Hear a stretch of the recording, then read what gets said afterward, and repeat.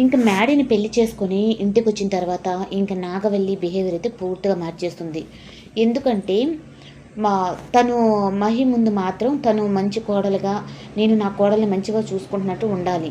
తర్వాత నేను చేసే పనులన్నీ నేను చేయాలి అని చెప్పనని ఇంక ప్లాన్ అయితే చేస్తుంది. ఇంక దేవ అయితే ఇంక తను కూడా దేవాను కూడా అయితే మాత్రం మార్చేస్తుంది. బావ దీంట్లో మాత్రం నువ్వు ఇన్వాల్వ్ కావద్దు. నేను చూసుకుంటాను అని చెప్పనని. ఇంక ఉదయానికల్లా అయితే మా మధు అయితే ఇంక పూజ చేస్తూ అందరిని అయితే ఈ నిద్ర లేపేస్తుంది. ఇంక దగ్గరుండి పెళ్లి కాని ప్రమీల అయితే నాగవల్లి కూడా మారిపోయింది కదా! చిన్నిని మధుని కోడలుగా ఒప్పుకుంది కదా! ఇంటి కోడల చేత పూజ చేపిస్తే మన ఇంటికే మంచిదని కదా అని ఇంక చేపిస్తూ ఉంటే ఇంక శాంత అలాగే అందరూ అయితే చాలా కోపడుతూ ఉంటారు. ఒక్క వరుణు ఇలా తప్పక.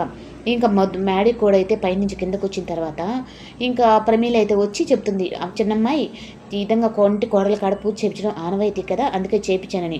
ఇంకా ఫస్ట్ కోపంగా మాట్లాడినా తర్వాత నవ్వేస్తుంది.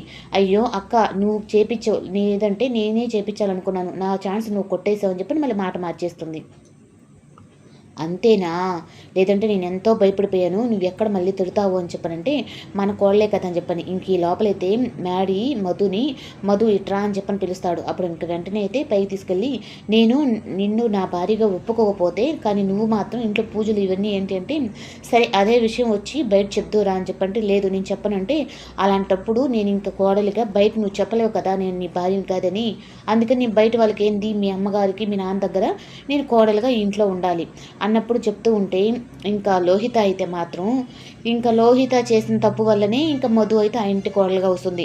ఈ విషయం కానీ నాగవల్లి ఆంటీకి కానీ తెలిసిందనుకో, ఈ క్షణమే నన్ను ఇంట్లో నుంచి మెడబెట్టి గెంటేస్తుంది అని చెప్పనని ఇంకా మాట్లాడుతూ ఉంటుంది. ఇంకా మ్యాడీ అయితే నేను చిన్నిని తప్పక నేను వేరే వాళ్ళని అనుకోలేదు, కానీ ఈ మధు ఏమో ఫ్రెండ్ అని చెప్పనని ఇప్పుడేమో నీ భార్యని అంటుంది.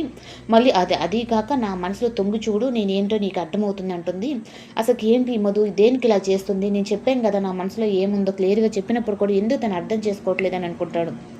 ఇంకా శ్రేయ అయితే మాత్రం నాగవల్లి దగ్గరకు వచ్చి ఏడ్చి, ఏంటత్త ఇది, నాకు బావకి పెళ్లి చేస్తానని చెప్పనని ఇప్పుడు ఆ మధుని ఇంటి కోడలు హారతులు అని చెప్పని అంటున్నావు అంటే, నీకు ఇప్పటికే నేను అర్థం కాదు, నేనేం చేస్తానో ఏందో, నువ్వు ఎప్పటికీ నువ్వే నా ఇంటి కోడలివి, ఇది మాత్రం ఫిక్స్ అని చెప్పనంటే, ఏందో పో అత్త నాకేం అర్థం కావట్లేదు నా పరిస్థితి అని చెప్పని అంటుంది.